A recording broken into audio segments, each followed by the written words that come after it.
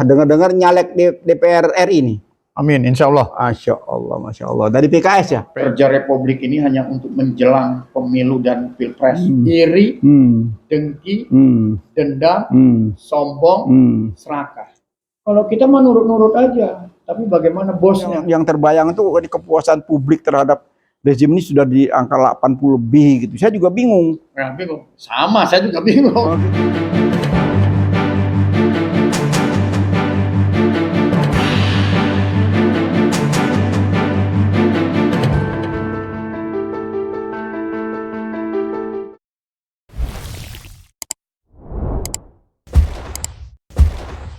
Bismillahirrahmanirrahim. Assalamualaikum warahmatullahi wabarakatuh.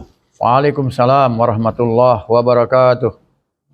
Jumpa lagi di Has Channel dengan sahabat lama. Saya undang khusus untuk bisik-bisik politik tentang kenegaraan. Beliau adalah Laksamana TNI Purnawirawan Dr. Sony Santoso SHMH.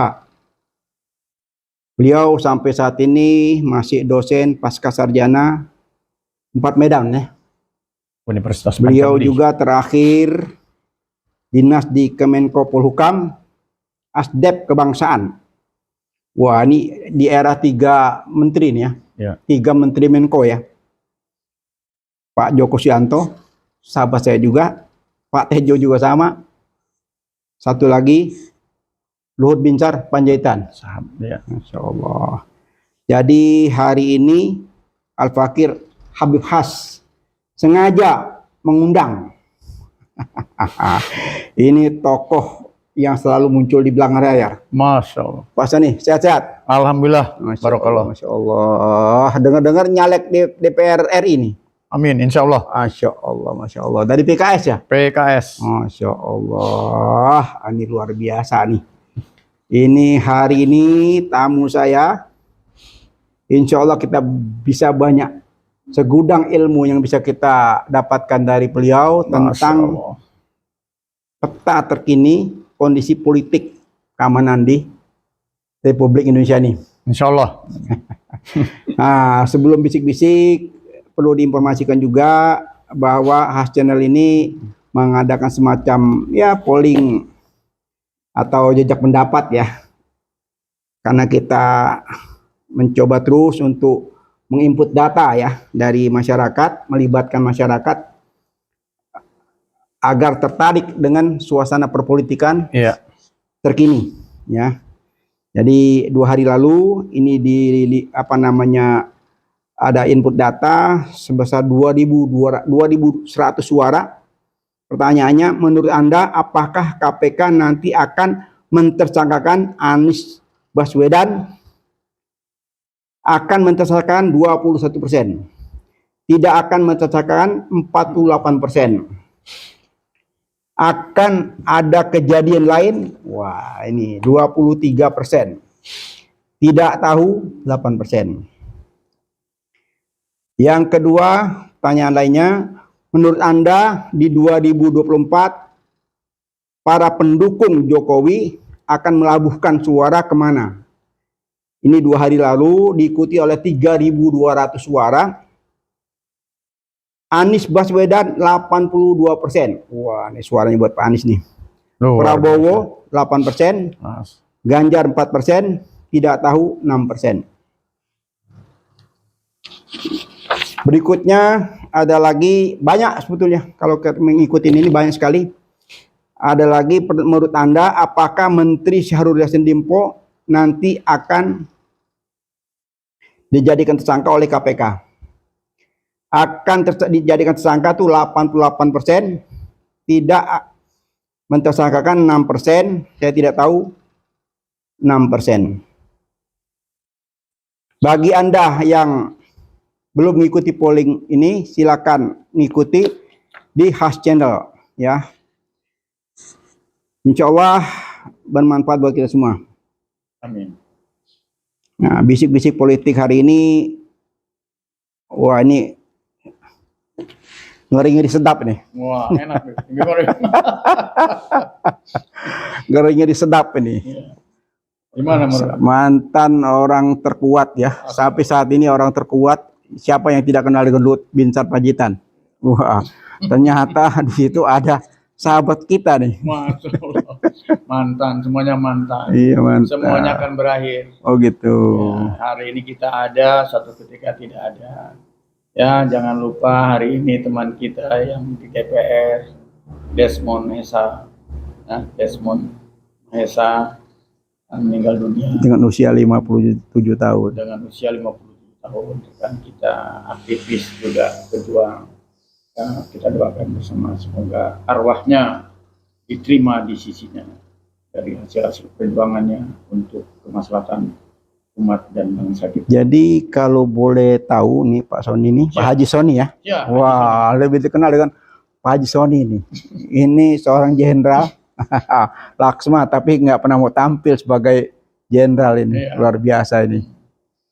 Apa nih tanda-tanda apa Pak Haji Sony ini? Tiba-tiba kemarin masih kencang suara di DPR, tahu-tahu hari ini sudah nggak ada. Tanda-tanda apa sebetulnya ini?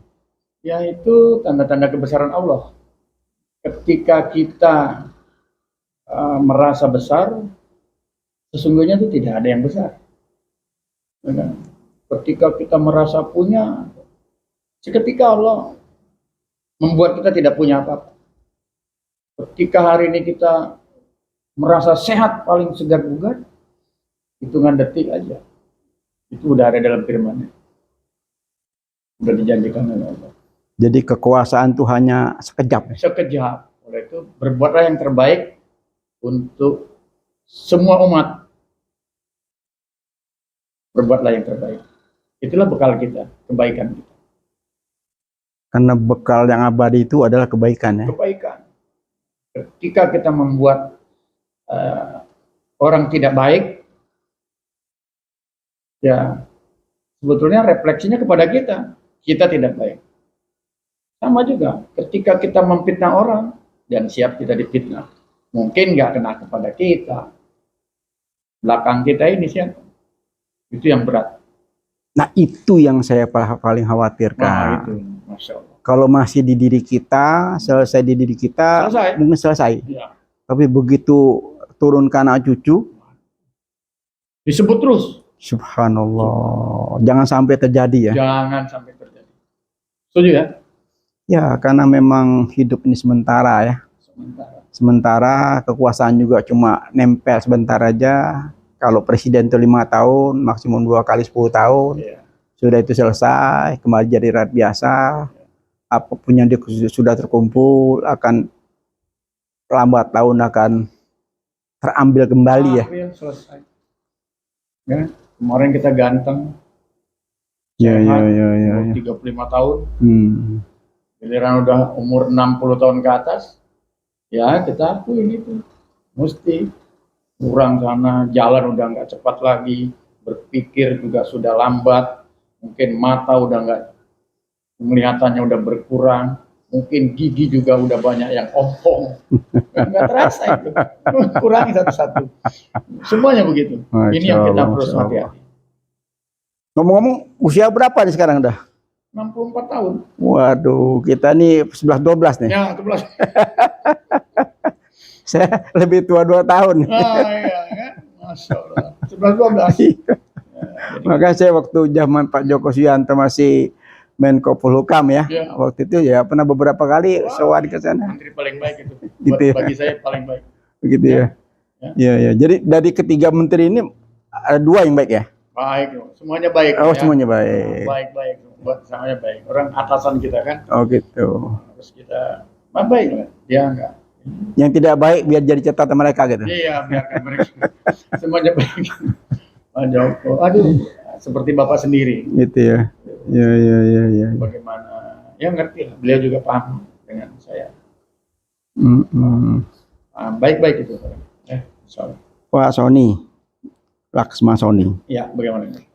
Saya itu punya kebanggaan. Begitu punya teman Laksma itu saya bangga gitu loh. Jadi kalau sudah ada satu kasus besar secara nasional ribut, tiba-tiba sudah turun marinir itu semuanya langsung redam gitu loh. Ini pengalaman empiris ya. Ya. Ini gimana menurut Bapak nih? Ya, pada waktu itu memang seperti itu, sesuai dengan zamannya. Jadi gini, setiap zaman ada masanya, setiap masa ada zamannya. Oke. Nah, pada waktu itu pemimpin ya gimana ya, dekat dengan rakyat, ayomi, dan kalau anak buah itu kan bagaimana pemimpinnya. Oh. Ya. Iya. Jadi ya kalau saya kan prajurit, ya tetap prajurit gitu kan ya. Oh gitu ya. Apa tuh prajurit? Ya harus teguh kepada Sabta Marga Sumpah Prajurit, 8 wajib TNI. Di atasnya itu UUD 45 dan Pancasila. Nah itulah yang dimaksud NKRI harga mati itu, ya itu. Iya. Jadi jangan bukan sekedar aku Pancasila, aku NKRI, tapi harus bisa membawa ini tadi tuh. Sampai berbuat aja kan, kalau TNI itu ya berketuhanan semua. Saya teringat dengan sumpah nih. Saya pernah melihat Pak Yusuf Kala ada satu acara di PKND ya. Iya. Dia ngomong tentang sumpah presiden dan wakil presiden gitu loh. Jadi jangan bermain-main dengan sumpah gitu loh. Jadi saya juga waktu itu pernah mengkritisi ya. Sumpah yang ada di negeri ini itu menurut saya masih kurang afdol gitu loh. Jadi kalau ide saya itu bersumpah itu kalau Al-Quran tuh jangan orang yang megang, jangan gitu loh. Jadi kita pegang sendiri gitu loh. Tapi bersuci dulu, wudhu dulu, sholat dulu 2 rakaat, baru bersumpah gitu loh. Pegang ke dada sini. Mungkin dengan cara itu orang akan takut dengan sumpahnya gitu loh. Dengan bersumpah. Nah kalau sekarang ini kan ikuti saya katanya. Saya bersumpah gitu loh. Jadi ngikutin orang gitu ya. Itu kan seperti yang presiden ada semuanya disumpahkan, ikuti saya. Saya bersumpah. Kalau yang diikuti nggak beres kira-kira gimana? Jadi kan dia ngikutin orang ya. Iya, sekarang saya bagus. Iya, jadi Pak Sony jadi pejabat. Ya. Tiba-tiba disumpah oleh presiden. Ikuti saya. Saya bersumpah gitu loh. Jadi ngikutin ucapannya aja ya. Iya, itu yang menurut saya kurang afdol. Ya andaikan yang diikuti itu bagus, mungkin jadi bagus. Tapi kalau yang diikuti nggak jelas, ya kan? Banyak kritik sana sini, gitu loh. Jadi, jadi sesuaikan kata dengan perbuatan. Apalagi bersumpah, karena bersumpah itu bukan sembarangan ya. Itu nanti itu langsung ada pertanggungjawaban. Tidak cuma sekedar lisan ya, gitu. Jadi harus disesuaikan dengan kata dan perbuatan dengan sumpahnya. Tapi kalau dia sudah melanggar sumpahnya, melenceng ke sana sini, nah itu menurut Pak Sony gimana? Saya pikir gini, itu tadi kan sumpah yang tekstual. Padahal sumpah itu kan ada dalam kolbu, hati, jiwa seseorang. Ketika batinnya nggak ikhlas dengan ucapan sumpahnya, atau dia sendiri juga yang sedang mengucapkan sumpah tidak sejalan dengan pikirannya, ini yang membuat apa yang dia terima, dia ucapkan tidak sesuai. Kesannya jadi kok nggak sesuai ya antara ucapan dan perbuatan. Ya, nah, ini yang berat. Itu yang saya maksud. Ya, gitu oleh sebab itu, ini tadi saran Abe bagus, kalau bisa pribadi yang bersumpah. Kalau menurut agamanya masing-masing, ya betul. Pegang kitabnya masing-masing. Ya. Dia sendiri yang mengucapkan. Ya. Walaupun secara teksnya ada, ya kan? Tapi dia sendiri yang mengucapkan. Ya. Gak usah ikuti saya. Ya, itu pribadinya. Ya kan? Iya betul. Iya. Apalagi kalau yang Islam dia pergi ke Baitullah. Benar, ya. Waduh, di depan di depan Ka'bah kan? Dia pegang Al-Qur'an di depan Ka'bah. Wallahi. Oh, keren. Yang kena dia sendiri. Iya, begitu dia refleksi diri. Iya, wallahi saya bersumpah. Wallahi. Saya bersumpah. Saya dan Allah. Nah, itu mungkin akan beda ya. Beda. Ya, mungkin untuk yang depan kita usulkan ya. Coba kita.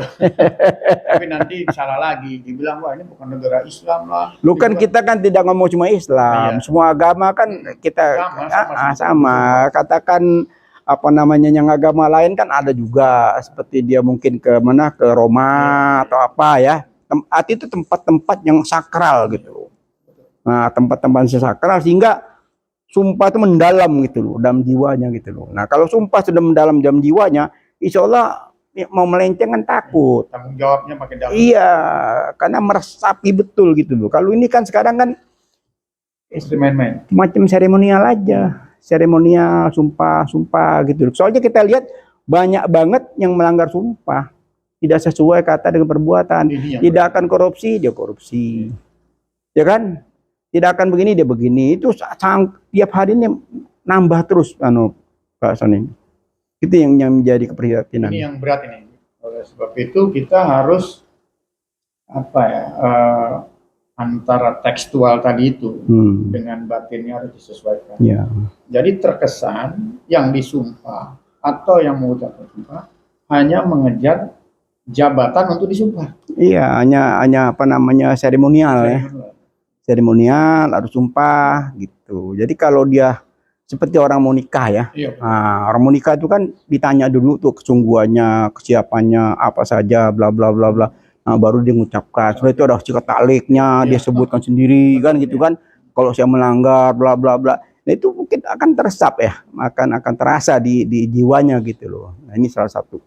Nah kembali ke peta politik nih Pak Soni, ini pengen tanya-tanya nih situasi kondisi terkini bangsa ini seperti apa nih? Kalau kita lihat sekarang ini kan memang lagi tahunnya, bulannya, lagi tahun-tahun politik. Seolah-olah Republik ini aktif gitu, jelang pilkada, pemilu, sama pilpres. Kayaknya negara ini aktifnya di situ. Yang tanya lagi, kemarin-kemarin tuh ngapain aja? Harusnya kan kerja politik ini kan yang lalu-lalu udah kerja gitu. Hasil dari keputusan-keputusan politiknya. Misal ini setiap pekerjaan heboh politik. Yang saatnya apalagi nih menjelang pemilu ini. Wah udah macam-macam udah. Nah ini kasihan sebetulnya untuk republik yang begini besar. Seolah-olah kerja republik ini hanya untuk menjelang pemilu dan pilpres. Ini yang kurang buat saya pribadi. Kemarin itu yang 5 tahun lalu, 2 tahun lalu, apa itu? Sampai terus kayaknya nggak ada ngepasnya gitu. Ini yang perlu kita sampaikan pada punggawa-punggawa republik ini. Agar rakyat lebih menyadari tentang republiknya yang begitu luas, yang begitu beragam penduduknya, lebih dari 800 suku bangsa, lebih dari 800 bahasa dan agamanya juga. Dan sebetulnya buat kita luar biasa dengan merajut kebinekaan untuk meraih kebersamaan dalam membangun republik ini. Itu yang perlu kita cari. Kan Bhinneka Tunggal Ika. Agamanya oke, nggak ada ribut sebetulnya. Tapi ada yang nggak suka terhadap kedamaian. Ibaratnya kalau orang di kampung bilang, ada orang seneng melihat orang susah, ya kan ya. Ada orang susah melihat orang seneng. Ini sifat nih, makanya selalu berdoa nih Habib. Ya Allah ya Tuhan. Ya Allah ya Tuhan kami, jauhkan kami dari sifat angkuh, iri, dengki, dendam, sombong, dan serakah. Ini yang penyakit-penyakit masyarakat begini nih, itu kita diajar. Ini penyakit masyarakat atau penyakit pimpinan? Ya. Atau penyakit elit politik nih? Taunya mau pimpinan, masyarakat, itu penyakitnya itu. Saya ulangi lagi ya, Bita. Angkuh, iri, dengki, dendam, sombong, serakah. Kalau penyakitnya itu, kalau saya lihat ada di elit politik semua itu. Masya Allah. Anak nggak bisa sebut itu. Tapi itulah, taunya dendamnya itu tuh. Iya, kalau masyarakat kayaknya nggak ada apa-apa, Nggak ada. aman-aman aja. Masyarakat yang penting apa? Anak isi perut. Iya, Ya. Ini yang sedih kita nih ya. iya, Dan masyarakat, rakyat nggak minta yang banyak-banyak. Dia cukup kebutuhannya aja. iya, iya nggak cukup juga masih terima aja mau Masih diapain? terima. Mau teriak-teriak kemana kan? Betul, betul, betul. Iya kayak sekarang nih, di eranya Mega pasti tidak boleh diekspor. Iya. Sekarang tiba-tiba Nah, itu petugas partai, Iya. ya presidennya diizinkan lagi ekspor gitu loh. Rakyat nangis, mengeluh, nggak dianggap gitu loh. Ini kan salah satu yang Antum bilang tadi, serakah, angku, Iri. ego, ada semua ya. Ya, angkuh, Hmm. iri, Hmm. dengki, Hmm. dendam, Hmm. sombong, Hmm. serakah. Terhadap lawan politik. Wah, ini itu udah kemana-mana itu. Oleh sebab itu ini dikurangin dikit. Kalau ini Dikurangin apa dihilangkan? kayaknya itu udah fitrahnya ya, kita punya sifat itu. Hmm. Minimal dikurangin dulu. Oh gitu Tinggal ya. dipoles lagi, nguranginnya gimana cara? Oh gitu. Kalau ini masih ngumpul pada petinggi-petinggi, Hmm. ya kan? Hmm. Pada wah itu terus dendam terus tuh, nggak habis-habis itu. Habis ini itu yang buat itu biayanya aja tuh udah berapa itu? Al mubazirina kana ikhwanus sayat. Itu pekerjaan yang mubazir itu. Dan memang disenangi setan. Disenengin setan, Makanya makin jadi dia. makin jadi. Oleh sebab itu kalau udah jadi punggawa, yang begitu-begitu jangan dimiliki. Gitu ya. Kasihan kita, Iya, sayang, iya, iya, iya. bias. Hmm. Ya, pekerjaan yang begitu hebat, mulia, Hmm. jadi tidak berharga. Iya, Ini iya. bukan nasihatin ini, Beb. Iya. Ya, cuman bisa menyampaikan. Ya kita bisik-bisik politik kenegaraan boleh aja kan, Sebagai peduli mengingatkan. Keadilan sosial bagi seluruh rakyat Indonesia. Hmm. Ketika sosialnya itu tidak adil, Hmm. namanya juga sosial, Hmm. berhubungannya banyak, Hmm. ya kan? Ya. Itu yang repot. Pasti jadi tanggapan. Dan inilah ketika rakyat, kan dipusi nanti. Kalau senyawa itu kan kalau dimasukin dalam satu tempat, Hmm. tolak menolak, Hmm. akhirnya dipusi. Yang dipusi ini yang bahaya. Ya, ya, ya. Oleh sebab itu kita harus jaga. Kita harus menghormati kok. Ya. Kita bilang Pancasila, tapi musyawarahnya di mana ini? Ya, ya. Musyawarah itu kan demokrasi. Ya kenapa anak mau gali dari Antum tentang Menko Polhukam sekarang? Karena Antum kan pengalangkan di 3 Menko nih. Dari mulai Pak Joko Chandra, Pak Tejo, Pak LBP, sekarang di eranya Mahfud MD. Saya melihat ada satu ketimpangan gitu loh. Gimana menurut Antum nih? Semacam ketidakadilan gitu loh. Ya itu kan gini, kalau kita bicara politik nanti gue bilang politik itu kepentingan. Saya dengar waktu itu dari Pak Yusuf Kala, politik itu kepentingan. Jadi nggak ada yang abadi. Tinggal kita niatnya ini. Niatnya apa nih? Wah ini yang berat. Nah kemarin belum lama ada statement dari salah satu anggota DPR. Kalau kita menurut-nurut aja, tapi bagaimana bosnya? Wah ini yang berat. Seperti malaikat aja itu. Ya, ya, ya. Kalau bisa ya sama aja. Habib juga kepala rumah tangga kan musyawarah dengan nyonya kan. Ya. Nah, kita juga mungkin di DPR harus musyawarah dengan ini. Kan di sana kan banyak partai. Ya coba musyawarah yang di antara partai-partai itu. Tapi kan kalau di sana kan suara terbanyak katanya. Jadi siapa? Tunggu bos dulu. Bos ini seperti malaikat, bos-bosnya. Nah ini yang nggak boleh. Ketua umum partai. Wah, ketua umum. Memang saya pernah ngomong tuh, pernah berbicara. Negeri ini sebetulnya dimiliki oleh 9 orang aja nggak banyak. 9 aja itu dia tuh ya? Bukan, 9 orang. Iya, 9 orang. 9 sampai 10 lah ketua umum partai. Mereka lah yang memiliki negara ini. Masya Allah. Wah ini mudah-mudahan. Loh, Antum bayangin, Ayo. sekarang yang mau jadi presiden harus tanda tangan ketua umum partai. Ya kan? Yang mau jadi gubernur juga harus tanda tangan ketua umum partai. Mau jadi bupati, mau jadi caleg, Antum mau jadi caleg juga kalau nggak ketua umum partai itu nggak setuju, nggak bisa kan? Nah itu yang saya bilang. Jadi mereka tuh punya kewenangan yang luar biasa sehingga merasa jabatannya luar biasa ya timbul angkuh yang Antum bilang tadi. Ini yang berat nanti. Ya. Hisapnya berat. Nah, itu mereka tidak berpikir. Seharusnya berpikir itu kalau dia mewakili partai, jangan orang per orang, partai secara organisasi. Ya kan, kebijakan jangan diambil oleh satu orang ketum partai. Nah, sementara ketum partainya itu suka-suka dia, cawik-cawik sana, dia ke sini, dia ke sana, dia ke sini. Sementara kita yang lihat dilihat, ya Allah, kok jadi begini ya.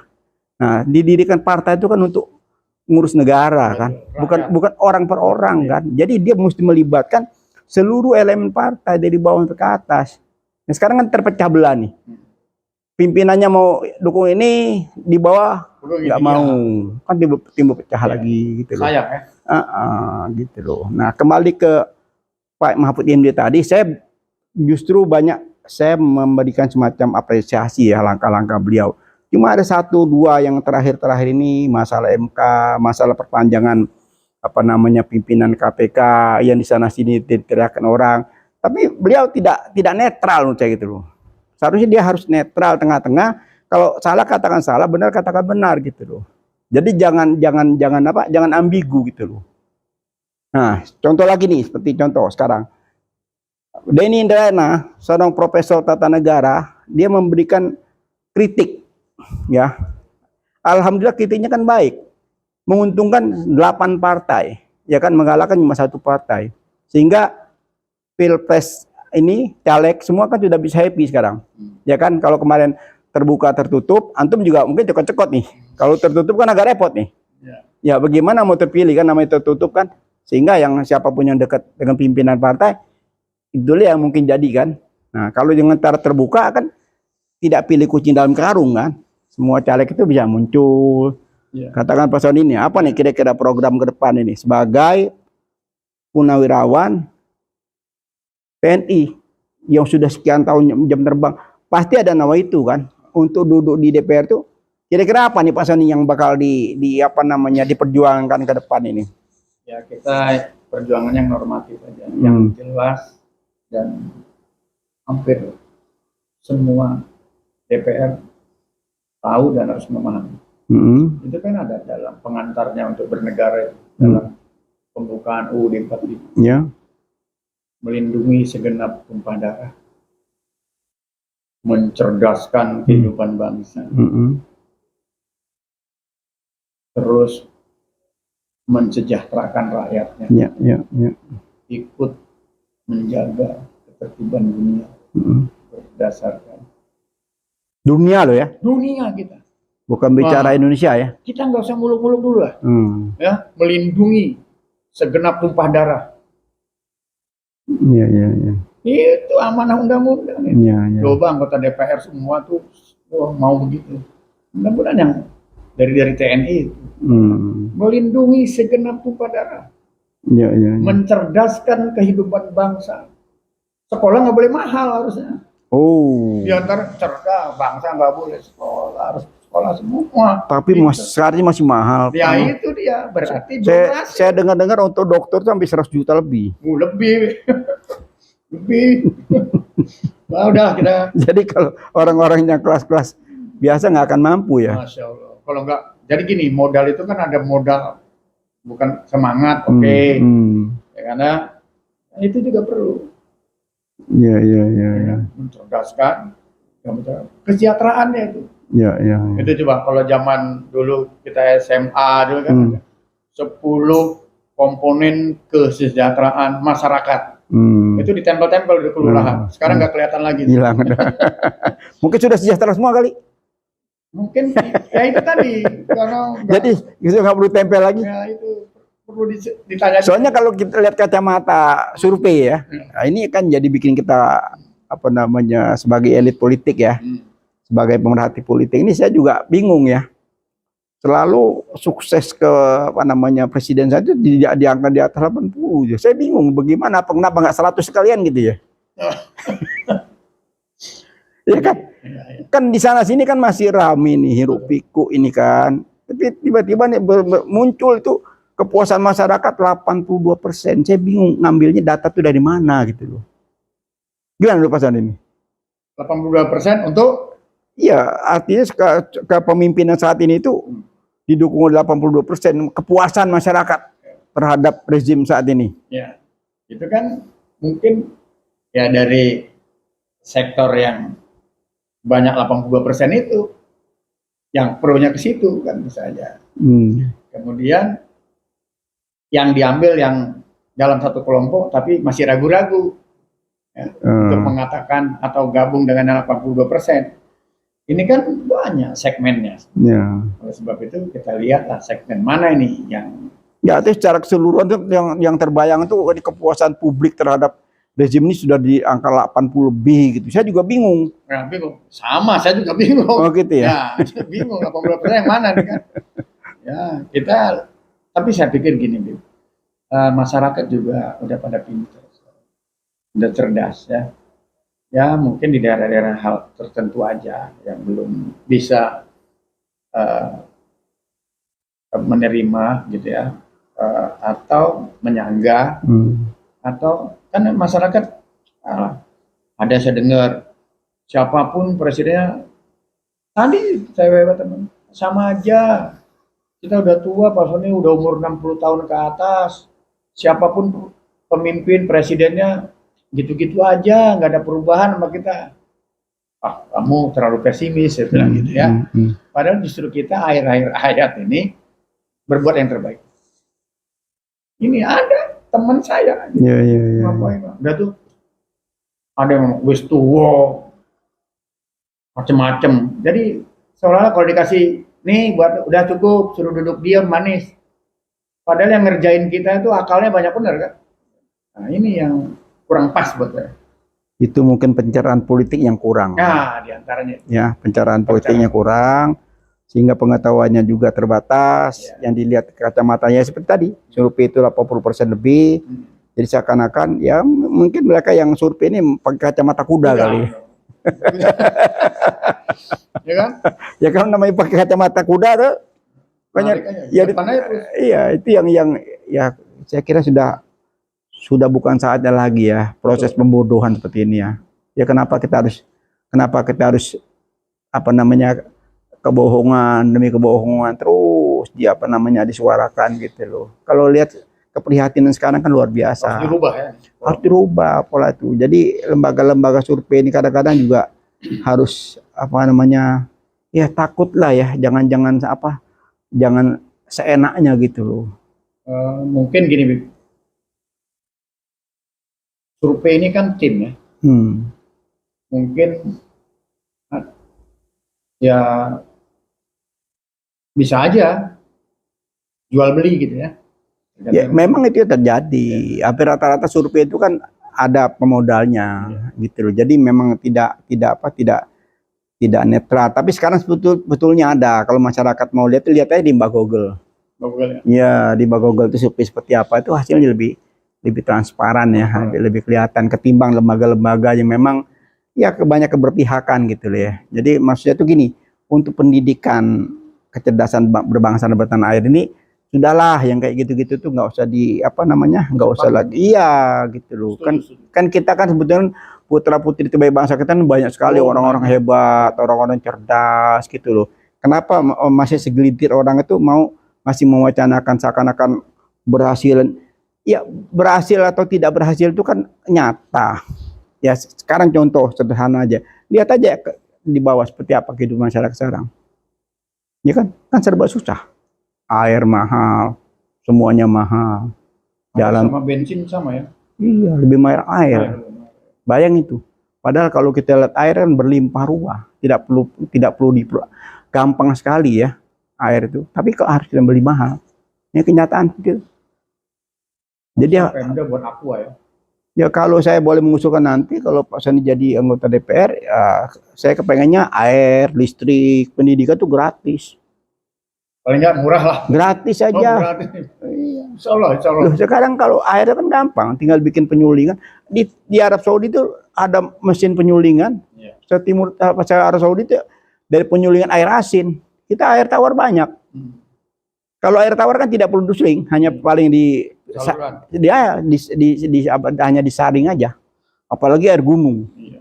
Air gunung kan udah luar biasa, langsung layak minum kan, itu tinggal kasih pipa selalu kepada penduduk masyarakat, air gratis. Wah seneng ya. Mudah-mudahan nanti. Listrik gratis, air gratis, pendidikan gratis. Waduh, udah makmur. Nah, 3 aja sementara nih programnya tuh.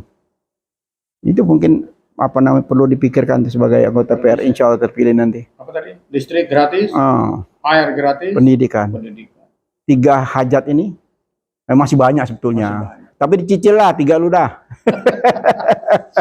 Jadi nanti apa namanya katakan perubahan nanti Allah kasih kesempatan ya untuk memimpin negeri ini, itu saya usul 3 dulu. 3 ya, insya Allah. Karena semuanya 3 itu sangat mudah, nggak ada yang susah. Air banyak, listrik gampang. Kita kan 3 musim nih, ya kan, angin ada, air ada, semuanya ada. Nah air itu bisa buat macam-macam kan, buat tenaga listrik bisa dari air, kan air turun dari gunung bikin suatu macam itu. Langsung buat bisa listrik kan gitu kan. Perannya dibuat ya. Ya, apa susah ya kan? Nggak susah. Sama juga air. Air tinggal bikin penyaringan, salurkan ke masyarakat. Gratis. Pendidikan juga sama.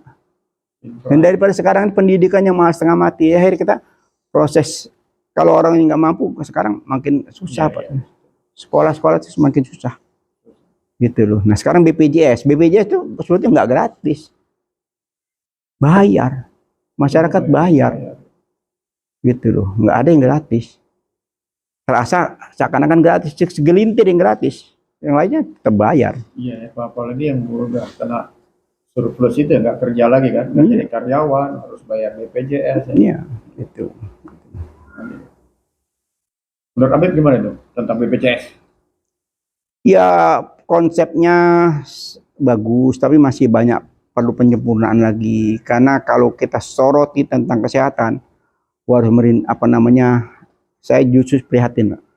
Prihatin. Saya pengalaman buka klinik 5 tahun. Selama 5 tahun buka klinik, saya merasakan betapa susahnya orang mendapat pelayanan kesehatan. Mahal, lama, dan lain-lain. Jadi orang miskin nggak boleh sakit ya? Bukan, ya mesti gitu. Jadi jadi orang miskin jangan sakit ya. Ya bagaimana nggak sakit, Pak Sony. Sekarang Departemen Kesehatan, produk-produk makanan yang mengandung macam-macam itu juga tidak terkontrol. Obat-obatan, macam-macam obat-obatan juga banyak sekali yang kita tidak tahu bahannya dari apa, ya kan? Bayangin itu segala macam obat-obat itu kan nggak tahu jelas. Toko-toko obat yang bahkan obat-obat bekas juga banyak yang diperjualbelikan gitu loh. Jadi kontrol dari pemerintah itu masih sangat minim gitu loh. Nah kembali ke peta politik ya. Menurut Pak Sony ini peta kita ini seperti apa? Apa sejuk-sejuk? Apa ada hangat-hangat sedikit? Atau memanas? Atau gimana Pak Sony ini? Ya. Sebagai orang yang berpengalaman di bidangnya. Gini, ini kan kemarin juga Pak Jokowi ada tuh di YouTube, saya baca, dengar gitu ya. Soal cawe-cawe, kemudian macam-macam lah dia ngomong. Nanti kalau ini disalahin istana, disalahin lagi saya. Sebetulnya untuk seorang kepala negara udah nggak perlu begitu-begitu, udah duduk manis saja dia, mungkin dengar laporan dari Pak Menko Polhukam bagaimana situasi politik. Nah inilah tadi yang mengundang itu tadi, yang perlu ada. Nah, ya cukup Pak Menko itu kira-kira gitu ya. Jadi reaksi daripada masyarakat inilah yang banyak. Kalau 1, 2, 3 sampai 1000 kan lama-lama kan banyak. Ini yang kita yang tidak mau juga sampai gaduh-gaduh gitu.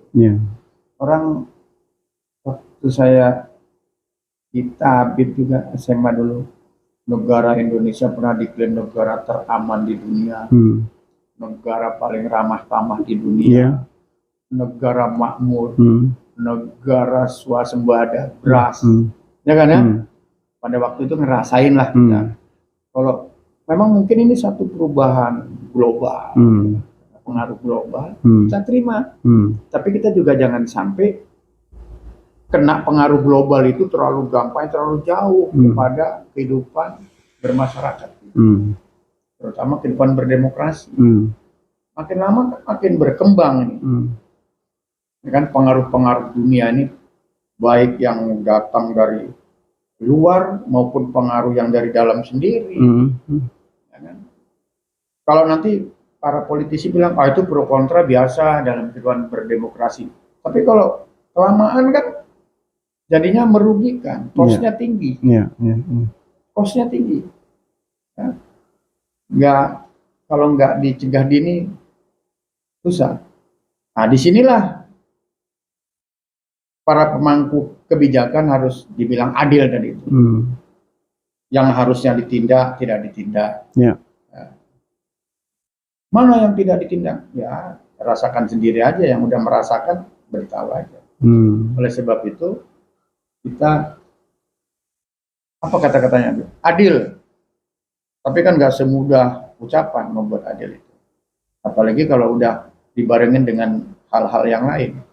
Berbuat adil itu nggak semudah yang kita ucap. Berat. Saya akuin buat adil itu berat. Tapi harus kita laksanakan. Dan bisa. Mungkin adil menurut Habib dengan saya beda. Saya cukup begini aja udah cukup. Tapi ada yang lain, enggak, mana mobil saya? Mana mobil kan ini? Akhirnya tadi itu timbul keserakahan dan kesombongan untuk mengadilkan dirinya sendiri. Supaya dirinya adil itu dia harus sombong, dia harus serakah, dia harus angkuh, dia harus iri. Itu adil menurut dia. Membuat iri terhadap dirinya, refleksi ke orang lain. Yang dia nggak harus pakai di depan umum, dia pakai. Akhirnya orang iri. Ya kan? Iya. Sama juga. Itu promosi-promosi itu, iklan-iklan. Nggak ada satupun yang mengiklankan di Jalan Tamrin misalnya. Nggak ada. Pancasila, ketuhanan yang Maha Esa. Nggak ada. Reklame Pancasila nggak? Kembali ke presiden tadi, antum bilang tadi seharusnya sebagai pengalaman di Kementerian Polhukam ya. Itu saya mengamati ya, akhir-akhir ini tuh sidang kabinet jarang ya. Jarang terjadi ya. Jadi apa namanya, presiden jalan sendiri, menteri jalan sendiri, terus menteri ini bikin semacam kemarin itu apa namanya tentang Ukraina itu ya, Prabowo kan, apa namanya proposal itu kan, tiba-tiba salah gitu loh. Itu kan ada antum. Apa yang salah di dalam nih? Mungkin kalau Pak Presiden setuju ya nggak salah, tapi kalau Pak Menterinya diskusi dulu sama DPR ya, bagus banget tuh. Ya tapi ini kan tiba-tiba kan tanpa diskusi, tanpa apa. Mungkin itu saya menurut itu mungkin udah pengkajian juga kali ya di dalam. Iya, ini adil rame lagi nih. Ini Allah alam yang mana yang bener ya. Beli pesawat bekas yang sudah umurnya lumayan tua gitu loh ya. Saya dapat informasi juga, tak bener tak salah ya. Mungkin antum lebih tahu ya. Pesawat Mirage dari Qatar ya. Zaman dulu udah beberapa tahun yang lalu ya. Itu katanya pernah mau dikasih aja, kita nggak mau, betul nggak sih Pak? Ada di YouTube saya baca itu, ya di medsos. Jadi gini, Bim. Pada waktu itu memang kita nggak punya duit, mahal. Mungkin waktu bawa itu walaupun di gratis, untuk biaya perawatan juga nggak ada. Mungkin sekarang kita lagi punya duit kali. Gitu. Kan, ya. Masih mungkin nih? Mungkin ya. Ya karena ya mumpung ada murah nih, ya kita ambil aja gitu ya. Gitu ya. Perawatan. Ya, ini kan, jadi tadi itu dulu mahal buat ngerawat aja nggak ada, punya duit. Tapi sekarang dibeli, karena kita dibayarin. Emang lagi banyak duit kan? Berarti kita lagi banyak duit nih? Banyak duit. Kan? Aduh, senang saya dengarnya. Ya kan? Iya. Ya, kalau negara ini banyak duit kan kita ikut senang ya? Iya, senang, kita harus senang. Gitu. Mudah-mudahan benar ya? Ya, mudah-mudahan, amin. Aduh. Ini udah, ya kan? Iya, kan jadi saya juga buat apa saya bingung. Oh, di daerah kemarin tuh dikasih aja gak mau. Sekarang kan mesti beli, pesawat udah tua. Nah, menurut pengamatan antum sebagai laksamana pertama ya, wah nggak main-main ini Laksma ini kan, itu gimana pengamanan di laut ini? Apa yang antum melihat ini, yang perlu kira-kira dibenahin ini? Ya kita walaupun tinggal sedikit kita kasih masukan lah, kan nggak salah kan kita kasih masukan. Yang ini yang kasat mata aja, gampang-gampang aja. Itu ada ahli-ahlinya juga. Nanti kita bahas lagi UNCLOS-nya, ya kan, JEE-nya lagi kan. Kalau untuk laut ini ya, walaupun saya sedikit. Kalau Laksma sih nggak sedikit lah. 17.500 pulau. 17.500 pulau yang harus diawasi. Banyak sekali itu. Oke. Banyak sekali. Panjang pantainya aja juta kilometer. Jutaan kilo. Itu kalau dibentangkan sedaratan Eropa. Jadi kita ini 2/3 itu sebetulnya laut. 2/3 dari bumi kita ya, iya, laut ya. Iya, luas wilayah laut. Jadi hanya 1/3 darat ya. Iya. Itu geografinya seperti itu. Sangat kaya kita sebetulnya laut. Tapi belum laut nomor 1. Iya. Diurusin. Baru sekarang ini berbenah ini. Mudah-mudahan ke depannya lebih hebat. Oh gitu. Nah, makanya ada Menko Maritim itu. Mungkin untuk ngurusin itu. Iya. Kita punya laut yang gitu luas, berarti yang di laut aja isinya nggak kebayang ya. Nggak kebayang. Oleh sebab itu perlu dijaga.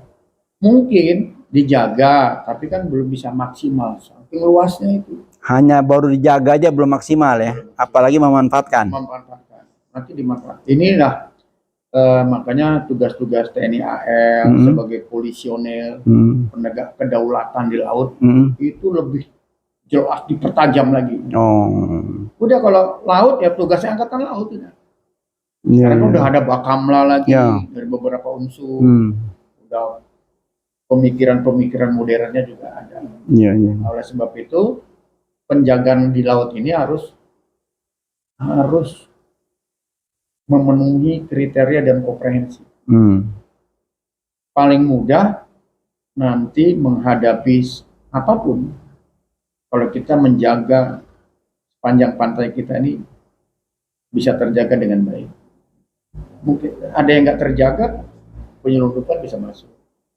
Nah, menurut antum gimana kondisi sekarang ini? Terkini. Sampai hari ini masih terjaga sama Angkatan Laut. Masih bagus. Iya. Solid. Jadi antum sebagai Laksma masih bangga ya? Bangga saya. Hebat. Oh gitu ya. Angkatan Laut bisa menjaga wilayahnya begitu luas. Ya, mudah-mudahan kapalnya dapat dukungan lagi dari pemerintah yang modern. Modern yang bagus-bagus ya. Laut kita luas. Iya. Laut. Cuma ada satu yang saya kasihan. Apa itu? Nelayan. Nasib nelayan. Yang punya laut. Memang benar, Beb. Ini yang perlu dipikirkan. Iya. Nelayan nggak ada yang kapalnya besar. Bukan, jangan bilang kapal lah. Ketinggian. Coba nanti kapan-kapan ini sebagai sentuhan kita ya untuk bisik-bisik. Jadi kalau kita lihat, saya pernah waktu itu beberapa lama tuh di Jember ya, saya lihat nelayan-nelayan di sana gitu. Itu hidupnya tuh ya prihatin ya. Memperjuangkan nyawanya untuk mencari ikan untuk kehidupan. Apalagi kemarin terakhir di Lampung ya, yang pasirnya dijual itu kan juga mereka juga sampai ada yang bercucuran air mata, mereka nangis. Yang tadi ya rajungan gampang diambil, sejak pasir itu diobok-obok, katanya ada semacam ya nyatanya dijual, tapi bahasanya kan bukan dijual, bahasanya itu oh ini yang endapan-endapan aja gitu loh. Itu yang memprihatinkan gitu loh. Jadi keluhan masyarakat bawah tuh sama sekali tidak terdengar gitu loh. Bentar aja waktu itu muncul, habis itu hilang lagi, nggak ada kabar beritanya gitu loh. Jadi ini mungkin salah satu yang perlu menjadi perhatian ya. Laut kita hebat, isinya hebat, tapi orang yang hidup di pinggir laut itu sampai sekarang ini prihatin. Coba nanti kapan-kapan diadakan survei itu. Bagaimana kehidupan nelayan kita di Indonesia? Saya lihat, nggak ada nelayan kita yang kaya, nggak ada. Gitu. Mudah-mudahan Bib, nanti ini kan ada program-program untuk mengentaskan masyarakat maritim itu ya, masyarakat di pinggiran pantai itu. Memang ya sementara ini kita lihat nelayan-nelayan ya kalau kita bilang susah, nelayan miskin. Kemarin kan dalam waktu Susi ya, untuk mengentaskan nelayan-nelayan miskin itu udah mulai nampak ya. Mudah-mudahan nanti ke depan ya ada program laut, program masyarakat maritim ya, untuk meningkatkan kesejahteraan mereka lebih baik lagi. Mungkin ada subsidi-subsidi khusus ya masyarakat maritim itu. Karena kan yang bisa nangkep ikan begitu-begitu banyak itu kan kapal-kapal besar. Iya, itu kan rata-rata kan kita lihat sendiri kan, rata-rata itu kan banyak yang kapal-kapal ada duanya nyolong yang ditangkap-tangkepin ya. Tapi kalau memang itu katakan ditangkap, tapi sementara yang ada itu tidak dibenahi kan kasihan juga sampai detik ini kan. Kemarin saya benar-benar prihatin tuh yang sampai saat ini masih terjadi di daerah apa namanya Lampung itu. Mudah-mudahan di depan pasir. Nah itu juga saya menghimbau dalam kesempatan ini, oke lah pengambil kebijakan kalau sudah ada kritik dari masyarakat sampai masyarakat nelayan tuh menangis waktu diwawancara itu kan sedih kita kan. Sementara apa namanya penguasa itu merasa tidak berdosa. Wah itu hanya pendalaman bla bla bla yang dibutuhkan itu. Jadi apa namanya sama sekali aspirasi dari bawah tuh ya buru-buru terdengar, dicuekin aja gitu loh. Jadi gini Bib, ini kan nanti ada himpunan nelayan ANSI itu kan ya. Mungkin dari situ bisa diteruskan. Ya kan? Mudah-mudahan aja nih. Kemudian masyarakat nelayan ini memang harus ada pendampingan. Nah, kalau selama ini kan yang kita lihat yang dari nelayan kan ya kalau lihat nggak pernah ke laut. Perilaku ya. Perilaku pejabat sekarang mau pendamping pakai apapun juga nggak ada gunanya lah. Nggak ada. Ya, mereka kekeh. Mereka tuh seakan-akan kebijakannya sudah paling baik gitu loh. Merasa paling baik. Itu jadi kita semacam ya frustrasi ya lihat masyarakat di bawah itu kita sudah mau ngomong apa lagi gitu loh. Mau teriak udah nggak mungkin. Kalau kenceng nanti dibilang aneh-aneh lagi. Ujung-ujung bisa masuk bui kan. Salah-salah ngomong bisa masuk bui kan sekarang. Kan gitu kan kita prihatin dengan kondisi masyarakat. Tapi namanya kebijakan apa namanya rezim ini tuh aduh susah diomongin lagi. Tapi ada waktunya Bib. Kan ini lagi proses nih. Ya kan? Teman saya tadi ngomong di luar. Dia orang Jawa dia bilangin ganteng ono wayai, ayu ono watesi. Oh. Wah, gitu dia tadi kan. Si Hartono tadi itu. Apa itu? Taunya kalau yang ganteng itu ada waktunya juga. Ada waktunya. Kayak kita ganteng-ganteng masih ada waktunya nih. Ya kan? Ganteng pakai jas, pakai dasi, ada waktunya. Iya. Cantik, ada wayanya. Jadi ada rasinya deh. Iya. Sebab itu yang kita harus sadari. Iya. Tadi kan kita mulainya kita bukan jangan angkuh, jangan iri, nggak boleh dengki, jangan dendam, nggak boleh sombong, jangan serakah. Udahlah semua juga kan pengen ini, ya sama aja kayak udahlah kasih mah yang mudah-mudah. Ya memang kalau kita lihat sifat manusia, ya memang sudah qadarullah ya. Sudah punya satu gunung emas pengen punya dua. Ya, itu serakah namanya. Sudah punya dua pengen punya tiga gitu. Apa di situ? Iman yang tipis. Kalau diingat mati, yang seperti baru kita bahas tadi, ingat mati, hidup yang hanya sebentar. Mereka nggak berpikir begitu. Tapi sekarang lupa. Atau mungkin istidrat kali ya. Menurut antum gimana? Bisa jadi ya. Iya, ya apa? Dikasih terus sampai dia capek nerimanya. Mikir nggak nih yang nerima? Ini yang nerima, ini yang kita takutin. Itu ya. Kalau sampai terjadi istidrat itu nauzubillah min zalik ya. Jangan. Iya. Kasihan anak negeri ini. Kita sama-sama berdoa untuk perbaikan, ya kan? Untuk kebaikan Republik ini. Kayaknya doa doang nggak cukup, Pak.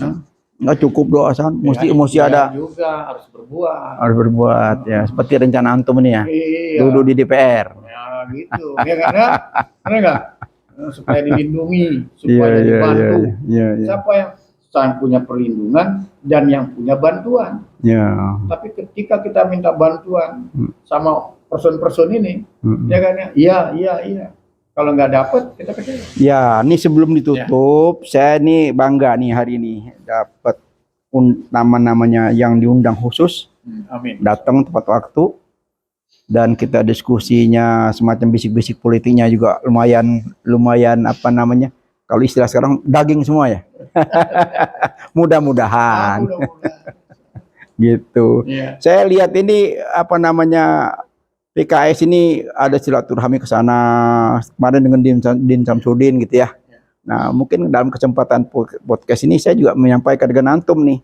Ya, alangkah indahnya kalau silaturahmi itu ya PKS sebagai partai yang lagi apa namanya cukup bagus ya akhir-akhir ini itu mungkin di anu lagi apa namanya Pak Hasan itu dikibarkan lagi gitu. Iya, diperluas silaturahminya gitu loh. Jangan cuma Jakarta ya. Katakan ke seluruh provinsi gitu loh, silaturahminya dikembangkan lagi gitu loh, sehingga ini bisa menjadi semacam apa namanya contoh yang baik betapa bagusnya silaturahmi gitu loh. Kalau yang di istana tuh sibuk cawe-cawe, tapi kalau PKS kan nggak cawe-cawe, tapi dia silaturahmi kebangsaan. Ini udah dilaksanakan sama pimpinan.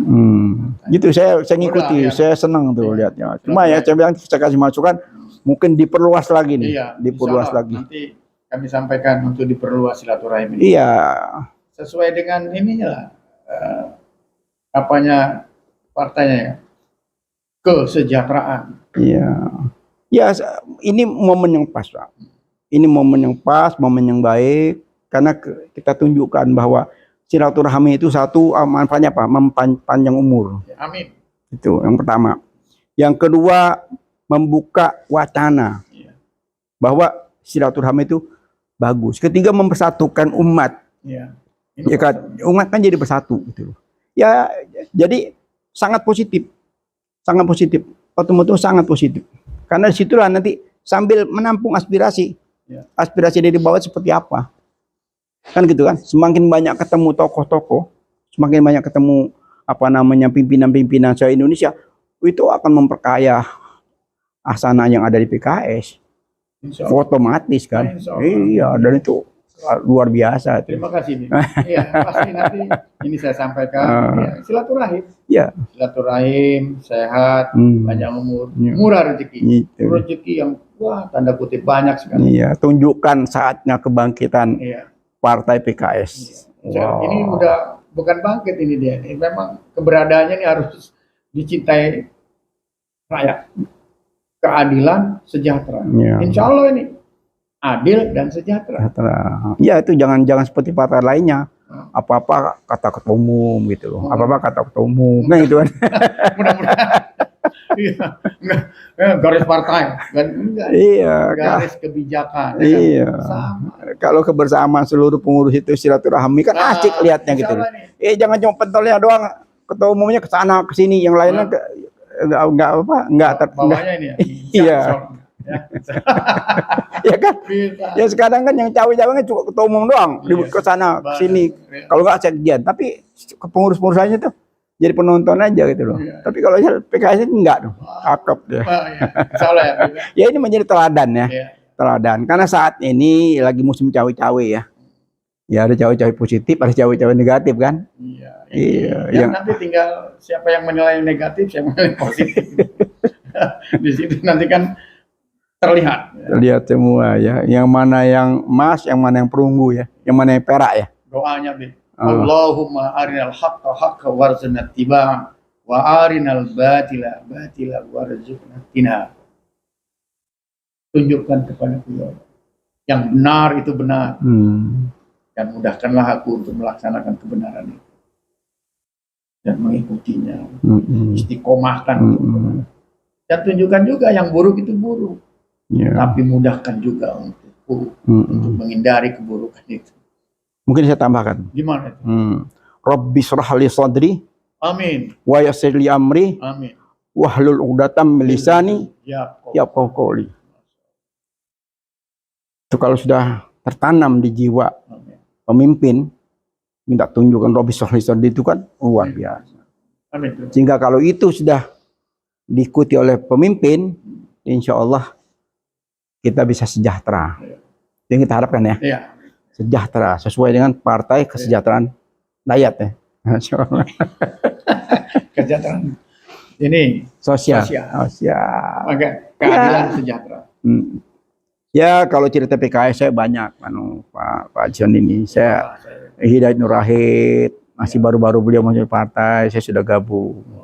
Gitu. Jadi banyak lah pengalaman empiris ya. Jadi gitu. kita nih ketemu nggak salah ya. Nggak salah. Jadi kalau waktu itu, sekarang ini katanya lagi semacam mengenang kembali nih, saya lihat dari tokoh-tokoh PDI itu, wah kita ini sama P3 nih baik dari dulunya gitu loh. Emang benar, saya menyaksikan karena waktu itu pada saat Hamzah Has mau jadi wapres itu kan rebutan tuh Ya. antara Golkar dan P3. Saya dukung P3 gitu. PDI pun dukung P3. Saya ikut cawe-cawe.